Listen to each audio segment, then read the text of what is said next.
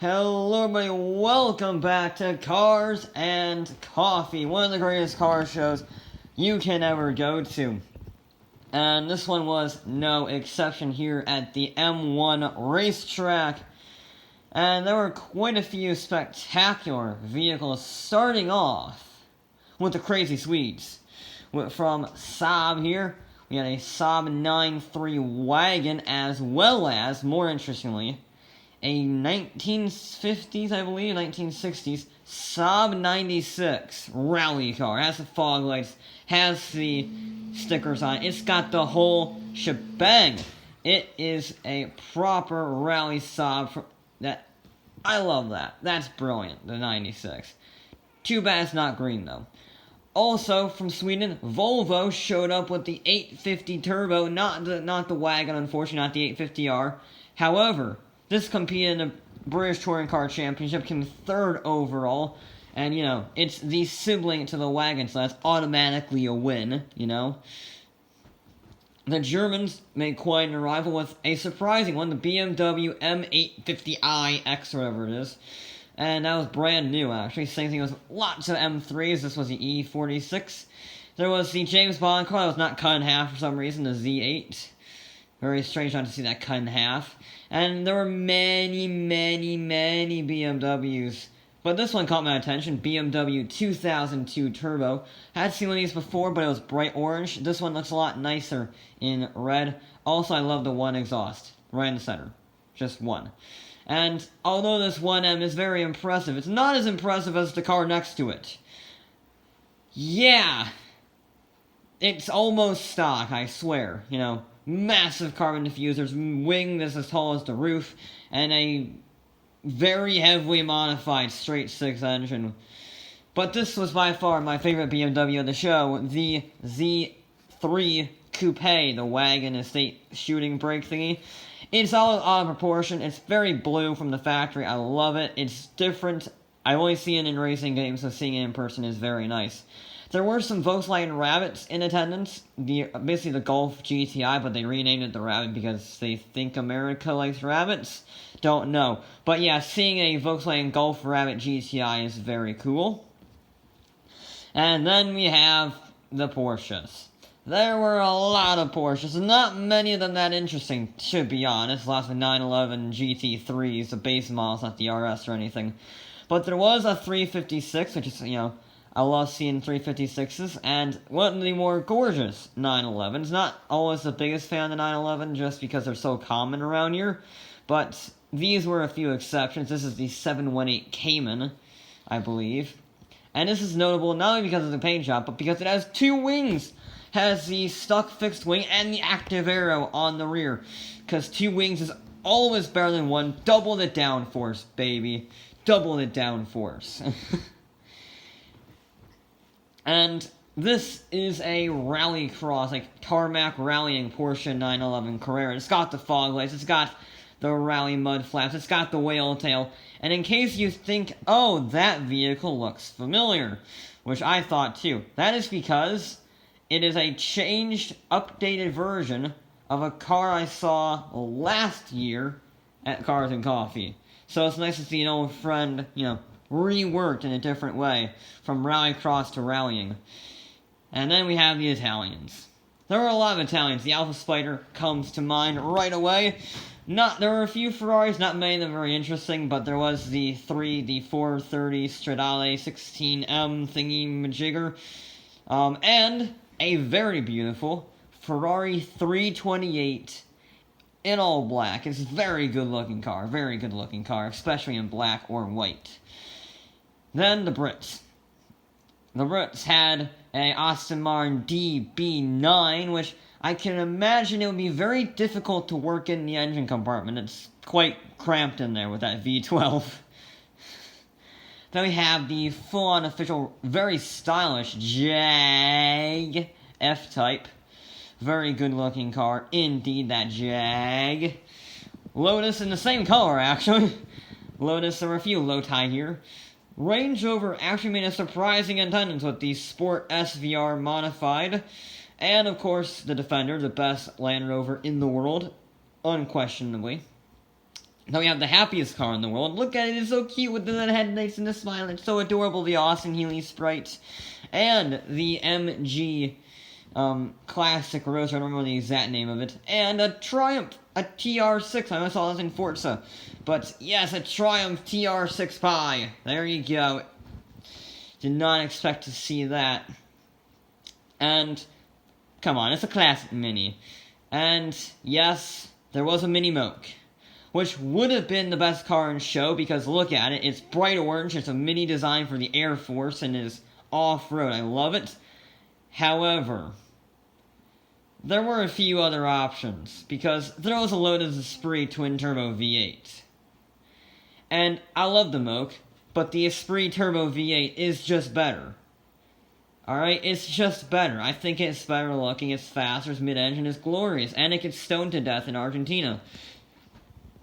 But this was by far one of my favorite cars, a radical RX3, SR3, whatever it is, SR1, don't remember. But this is a track toy, barely road legal, has a wing the size of a medium-sized aircraft carrier, and it set a lap record at the Nürburgring of 6 minutes and 47 seconds. A few years back. It is a serious performance car. I didn't even know they were in the States, but there you go. And I see a radical for the first time. And quite a loud McLaren.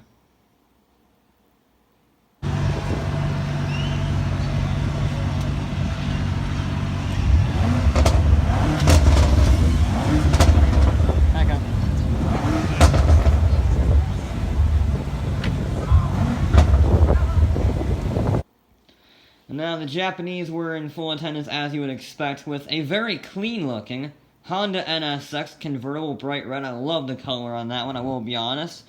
And they had the new one, too, which is good, I guess. And again, a good car, Honda S2000. Nothing crazy on it, though. Then we had a Acura Integra, Honda Integra, whatever you want to call it, Type R. And a supercharged Toyota GT86, which, come on. Because the original wasn't good enough, you gotta put a supercharger on it. It was a very small supercharger, but it was very good. Then we had a Honda Civic that seemed to be playing around with Forza Horizon 4's track widths in real life. I'm not gonna judge. Then we have a Mazda RX-7 rotary, only it's got a V8 in it, with a Volkswagen air intake. Yay. But don't worry, there were several rotaries still in attendance, even if they did a few LS swaps. We had a Mazda RX-7 Savannah in a beautiful gold and black paint job, and a fully original right-hand drive Mazda RX-7 4th generation, straight from Japan. It even has the Japanese license plate. So this is a 100% JDM, Japanese domestic import, rotary RX-7. That's very nice to see. And then we had a few, Eclipses. A American import, if you will, American tuner car, modified and stock as well. It was very interesting seeing the subtle modifications on this one, but also the stock. Also, shout out to the Eclipse driver, the greatest license plate of all time. Just want to shout that out. Datsuns were in full attendance, Datsuns and Nissan, so the 280 SX here, the 240 SX, and another 240 SX. This one is very clean, however, that one you can draw on, so, yeah. And it has a massive whale tail, because Porsche can't spoil all of the fun with their 911 whale tail. Now, this would have been my favorite car in show from Japan, the R32 Skyline Australian Touring Car Edition, because this won the Touring Car Championship in 1990, 1991, 1992, and it won the Bathurst 1000 Endurance Race, so this is a road car, but it's inspired by it. And this is the best car in show, a genuine, another proper JDM car, no shenanigans around. This is a genuine RB26 Nissan Skyline GTR Nismo V-Spec R34. That's a mouthful. I love seeing these straight imported, not even legal cars. It's not even road legal in the US, but there you go. Toyota Supras were in full attendance as well, with the Mark III Supras, 2 of them to be exact. And, of course, the fan favorite, the Mark IV Supra. This is no ordinary one, though. It has a turbo the size of about a soccer ball, probably.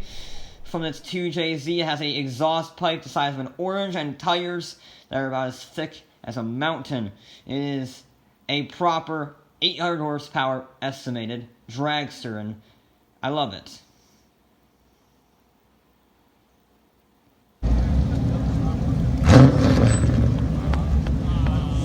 They just what?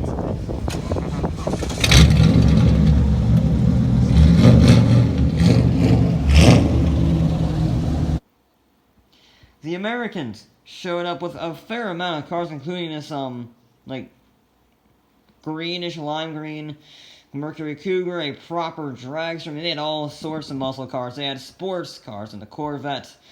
Lots of Corvettes. They had lots of classic muscle cars. It was very much an American-dominated show with Cadillacs and Chevys and Mustangs and Mercurys and everything you can expect. It even had a Galaxy 500. So, certainly, if you like the classic muscle cars, you were in for a good sight, especially even the retro muscle cars like the Monte Carlo SS or the just plain old classics like this Pontiac. If you wanted a car here, there was probably a car here for you if you were an American fan. Also, shout out to the Cadillac CTSV wagon, almost 600 horsepower in a rear-wheel drive wagon, with a Lykan Hypersport as a little toy car on the roof. Because why not, you know? Why not? There was also an Eagle Talon, which is definitely bone stock and not modified at all. So it's good to see an Eagle Talon, very rare here, you see. And a genuine 1966 GT350 Hertz. Yes, that is right, you could rent this car in 1966, because why not? There was a lowrider, which has plenty of camber in it sort of everywhere on the front with its suspension setup. And, of course, the most dangerous car in the world, famous from Ralph Nair's Unsafe at Any Speed book, the Chevy Corvair, was in attendance. I'm surprised it made it here, to be honest. The only car to truly pull off purple, the 1970 Dodge Challenger, looks incredible in purple, I will be honest. And there was even an Exoset XP5 go-kart of many deaths you saw in Forza. It's a crazy-looking car. Crazy powerful, too. It used one of these engines, a Corvette ZR1 engine. And this one was special because it had side pipes. And side pipes make everything better. That's just an undeniable fact. Then we had a first-generation Viper ACR in Kona Blue. And a second-generation Viper ACR also in Kona Blue. But it had a silver stripe, though. So it's completely different. Yes. Also, the Corvette ZR1, there were a lot of these in attendance with, I didn't realize this, the biggest front brakes I've ever seen on a production car. They are absolutely massive brakes on the front of that Corvette. And this was the best car in the show for me. Full stop. It was a Cause, but not the one you would expect. A 1970s Chevy Vega Cosworth. I thought this was a joke. You know, like, painted on. No, it's genuine. That's an actual Cosworth engine from the Vega. You can see it has Chevy badging on it and Cosworth badging on it. Apparently, it was made in the 70s. It costed twice the price of a normal one. And it had 110 horsepower. But, at the end of the day, it is still a Cause. Never seen a Cause.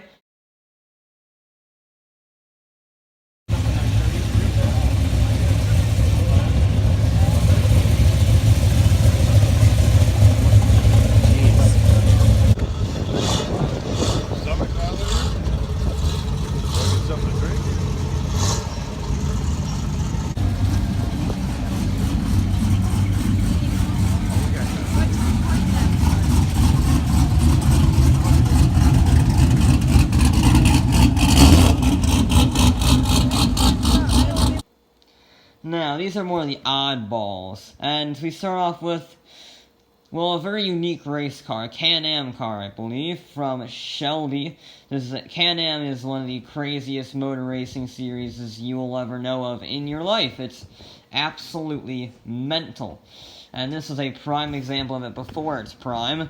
Then we had the Citroen 2CV, not exactly a Can-Am car, is it? But still very interesting to see.